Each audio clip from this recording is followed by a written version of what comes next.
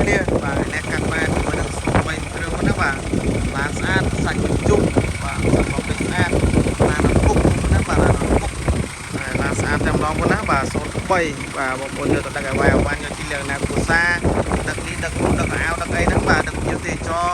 បាទយកទៅដឹកឲ្យវាយអវ៉ាន់ជួយឲ្យខ្មែរជួយឲ្យចិនយើងបានមកកាផ្លេតែម្ដងប៉ុណ្ណាបាទគ្រឿងជួយថ្មីក្នុងក្រៅថ្មីបាទវាបានពុកទៀតពួកយើងបាទអីគ្រប់ហ្នឹងណាបងអីគ្រប់210អីបាទស្តារេច210អីបាទបានសាច់មកជុំបានបត់ប៉ះទៀតពួកយើងចង់បាននេះអាចតាក់ទងបានបាទជាមួយនឹង12កៅអី Starrex ដាក់លេខអាដុបបាទ03 210អីបាទបងប្អូនជិលប្រើសាំយ៉ងលេខដៃអាចបំរើជាមួយនឹងអូតូបានបងប្អូនណាបាទ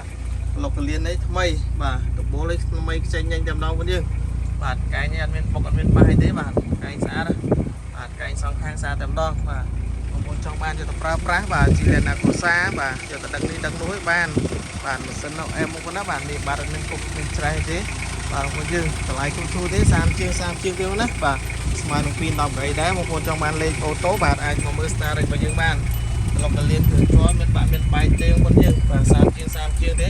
បាទយកទៅប្រើប្រាស់បានតែម្ដងបាទបងប្អូនចង់បាន Starrex បាទហ្នឹងហើយបងប្អូនយើងចាស់ហើយនឹងគាត់ខ្ជិលបើកលេខដៃអាចមកមើលអូតូបានហ្នឹងហើយយករត់តាក់ស៊ីក៏បានទីណាកូសាក៏បានដឹកជុកបានដឹកវាយវ៉ាន់ក៏បានដែរបាទបីទៀតទេចង់បានអាចចាត់ចង់បានបាទអរគុណច្រើនអ្នកនរគ្នា